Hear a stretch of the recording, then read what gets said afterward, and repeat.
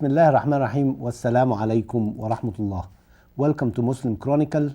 I'm your host Ashraf Zaghloul. Inshallah, today we will talk about Islam, the Islam I know, and why I love Islam so much and how I feel Islam affects everything in our life. And in a way, the way I learned Islam and why I love it so much and I feel part of it is through stories before us who practiced, people before us who practiced Islam, and how they believed in it and how they affected their life, and how, believing in Allah subhanahu wa ta'ala makes our life much more wonderful. So today I would like to share with you some of the stories that touched my heart and affected how I see Islam and how I feel towards Islam and why I love it so much. The first story says that there was a man who was sleeping, and then something inspired to him that at such and such mosque there is a young man who needs for help, and go and take some money and food and give it to him. So he wakes up, goes to that masjid, and it's late at night, and he finds a young man raising his hand to Allah subhanahu wa ta'ala and praying to Allah. So once the young man finished his prayer, he approached him and said, I have brought some of these things as a gift to you, some money and some food. And then he looks at the young man's face, very comfortable, relaxing face, and he tells him, young man, I think Allah subhanahu wa ta'ala loves you, and if any time you need anything, here is my address, feel free to come and ask me. So the young man looks at him in a relaxed, smiling face and says, I come to you? He says, yes, feel free, any time, whatever you need, I'll give you. He said, I raised to my hand to Allah subhanahu wa ta'ala, and He brought you from your home to me. So why should I come to you? Anytime I need something, I raise my hand to Allah subhanahu wa ta'ala, and you come. Because you look at the thing, if he can go to him, maybe he's busy. Maybe he tells him, come another time, it's not suitable. But when we go to Allah subhanahu wa ta'ala, Allah subhanahu wa ta'ala answers the prayer and makes things come to us rather than we have to go and beg and ask. And that's why it tells us in the Rasul sallallahu alayhi wa sallam says, إِذَا سَأَلْتَ فَاسْأَلْ اللَّهِ. If you ask Allah. And if you seek help from Allah subhanahu wa ta'ala. Subhanallah. Another story, it says that a man was walking and he heard kind of a command to a cloud, telling this cloud, go and rain on so-and-so's garden. What's this? An order to a cloud to rain on a certain spot, and it hasn't rained for a while. So he follows the cloud and see it at a certain place, it rains, and then the rain stops and goes away. So he found somebody working in this garden, so he says, what's your name? He tells him the name, and this is the name he heard talking to the cloud, mentioning to the cloud. He asks him why. He says, what do you do? He says, well, this is the garden is all I owe. Whatever comes out of it, I divide it into three. 1/3 I invest back in the garden, 1/3 I use for my family, and 1/3 I give as charity for the sake of Allah subhanahu wa ta'ala.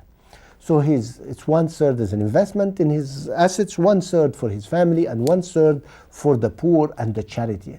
And subhanallah, because this is how his life is well balanced, Allah subhanahu wa ta'ala rewards him and provides for him and makes sure he's provided for. And this is a very important thing that we have to learn. It's the balance and taking care of our family, taking care of our business, and taking care of the poor. Another story that really affected me was, they say a young man was walking beside a garden that was surrounded by a wall, and he sat under the wall, and there was an apple tree that the branch was over the wall, and while he's sitting, an apple fell. He was hungry, the apple fell on him, so he took the apple and bit and ate half of it. Once he realized he ate the half of the apple, he realized this apple wasn't his. He didn't buy it. He didn't pay for it. It wasn't a gift for him. This belonged to the owner of the garden. So he says, I better go to the owner of the garden and either ask him to forgive me or buy it from him. So he finds a man sitting in front of the door or the gate to the garden, and he says, I have eaten this apple. Could you please forgive me or sell it to me? So the man just sitting in front of the garden said, I am but a guard. I work here. I don't own this. So how could I forgive you or how could I sell it to you? It's not mine. Go to the owner. He lives at such and such place. And before we carry on with the story, we find that the guard has not said, the owner is a rich man and there's so much apples, go, you're forgiven, or don't worry about it, like most of us will do. Whether it is for working for a company or something, they're rich people, don't worry, do it. No, we don't have the authority to talk on somebody else's behalf. It is not, it's somebody else owns these things, and it is up to them to give it away free, to forgive or whatever, but we do not make ourselves in charge. So this young man goes to the home, knocks on the door, and an older man opens the door for him, and he says, I am so and so. Unfortunately, I ate half this apple. I would like you to forgive me or sell me the apple. He says, forgive you or sell? You have done a great thing, and I cannot forgive you. I will forgive you or sell it to you on one condition. He said, what?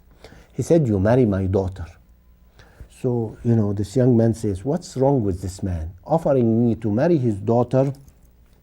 He doesn't know me, and yet, he's a stranger at his door.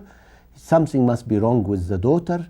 And then he thinks and says, how do I face Allah subhanahu wa ta'ala, have eaten somebody else's food without permission? So he tells the man, yes, I will marry your daughter if you forgive me. So the man tells him, well, there's something I have to confess to you. My daughter is blind, my daughter is deaf, so she's deaf, blind, and she cannot move.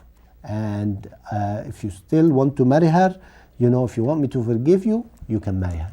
So what the father said kind of brings the fear out, what he thought was true. She is deaf, blind, and she cannot move, and she's disabled. But, what does he do? So he thought about it and said, well, how do I face Allah subhanahu wa ta'ala, have taken somebody else's assets or money? So he tells the man, I accept, I will marry her so long as you forgive me.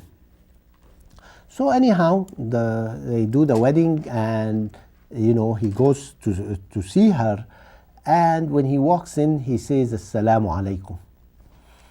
And she answers back and says, Alaikum salam. So he wonders why. Obviously, she cannot be deaf, but, she heard him. So when he moves towards her and puts his hand towards her, she puts her hand out to him.